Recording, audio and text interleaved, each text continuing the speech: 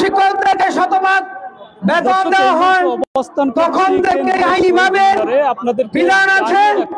বাংলাদেশের সর্বোচ্চ আদালত সুপ্রিম কোর্টের মাধ্যমে প্রজ্ঞাপন নোটিশ দেওয়া হয়েছে আমাদের তাদের 3 দফা দাবি বেতন ভাতাদের পাশাপাশি বাড়ি ভাড়া সহ অন্যান্য আনুষঙ্গিক ভাতা প্রদান করার জন্য চাই। তাদের যে 3 দফা সংগ্রামী সাথী ও বন্ধুগণ, যেমনটা বলছিলেন দুঃখের বিষয় বাড়ির পর 3 বছর আমাদের এই শিক্ষক সমাজকে বঞ্চিত করে আসছে তাদের অধিকার, যেমনটা দেখতে পারি যে ঘটনা ঘটে দীর্ঘ সময় পরে 12 তারিখ থেকে তারা কেন্দ্রীয় শহীদ মিনারে অবস্থান করছে। সংগ্রামী সাথী ও বন্ধুগণ, দেখতে পারি যে তারা আমি শ্রদ্ধার সাথে ন্যায্য দাবি রয়েছে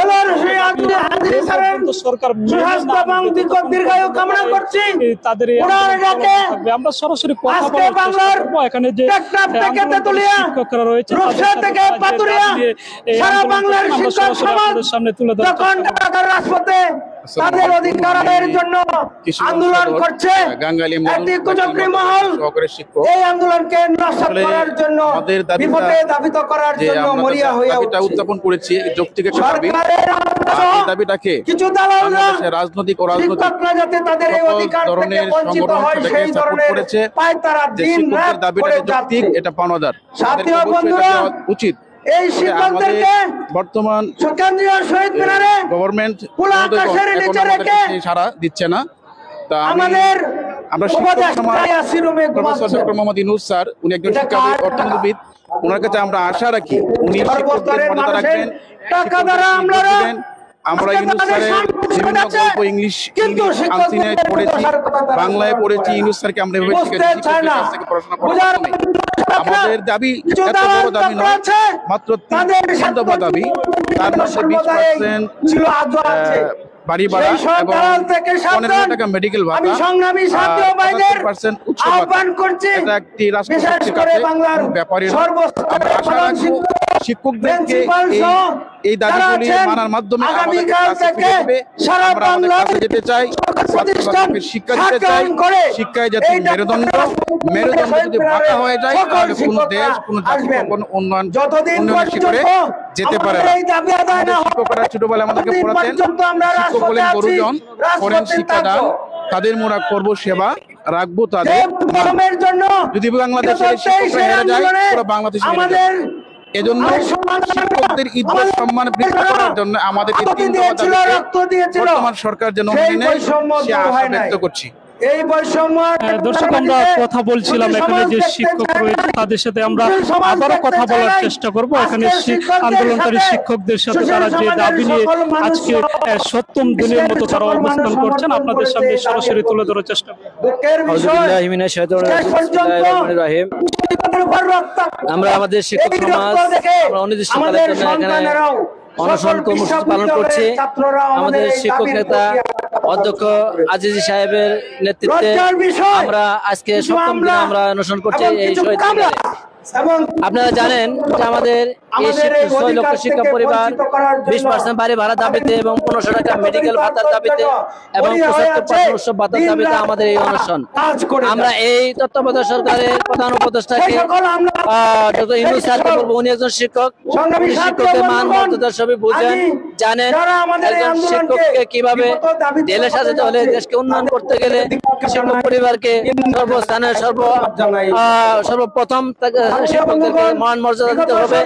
আমরা শুধু এটাই জানি, আমাদের প্রচলিত আছে যে শিক্ষক নাকি মহান পেশায় জড়িত, কিন্তু আজকে এই মহান পেশা আমাদের একবারে রসাতলে নিয়ে গেছে এদেশের রাজনৈতিক মহল এবং এদেশের যারা ইতিমধ্যে গভর্নমেন্ট যারা এসেছিল তারা শিক্ষককে কোনো ন্যায্য দাবি তারা দিতে পারেনি। কারণ শিক্ষক সমাজ আজকে থাকবে প্রতিষ্ঠানে, কিন্তু আজকে সেই প্রতিষ্ঠানে ছাত্রদেরকে শিক্ষা না দিয়ে আজকে তারা না খেয়ে মরছে। ইতিমধ্যে আমাদের একজন সুযোগ্য টিচার অধ্যক্ষ মাহবুব স্যার ইতিমধ্যে অনুষ্ঠানে আন্দোলন করতে গিয়ে তিনি আমাদের এই দুনিয়া থেকে চলে গেলেন, কিন্তু তার আত্মার বিদায়, আত্মার মাগফিরাত কামনা করছি। তিনি একজন সুদক্ষ শিক্ষক। আজকে কেন আমরা এই শহীদ মিনারে থাকবো, কেন আমরা না খেয়ে থাকবো? ইতিমধ্যে আপনারা জেনেছেন আমাদের অধ্যক্ষ সিরাজি সাহেব উনি অত্যন্ত অসুস্থ, ইনি মেডিকেলে চিকিৎসা নিচ্ছেন।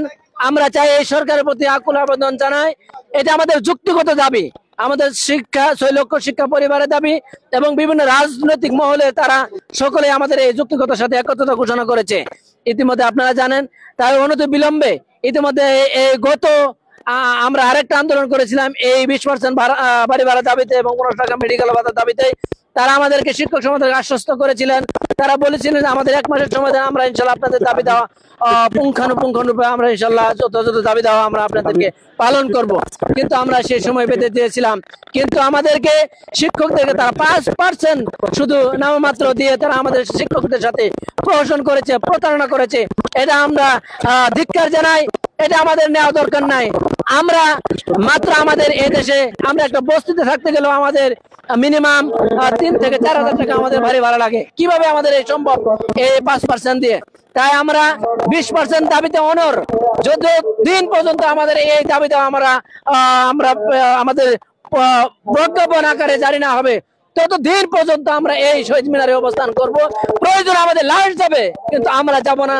তাই অনতি বিলম্বে আমাদের এই প্রজ্ঞাপন জারির মাধ্যমে প্রজ্ঞাপন যাতে অতি দ্রুতের সাথে আমাদের 20% বাড়ি ভাড়া এবং 1500 টাকা মেডিকেল ভাতা এবং 75% ভাতা প্রজ্ঞাপন দিয়ে যাতে আমাদের শিক্ষক সমাজের ঘরে ফিরিয়ে আমাদের পাঠশালাকে আবারও সেই আগেরকার মতো শ্রেণীকক্ষে আমরা ফিরে যেতে পারি এবং আমাদের ছাত্রছাত্রীদের মাঝে টিচিং দিয়ে উন্নত মানের আমরা দেশ এবং জাতি গড়ার কাজে নিয়োজিত থাকতে পারি, এই আশা প্রত্যাশা ব্যক্ত করছি আপনাদের মাঝে।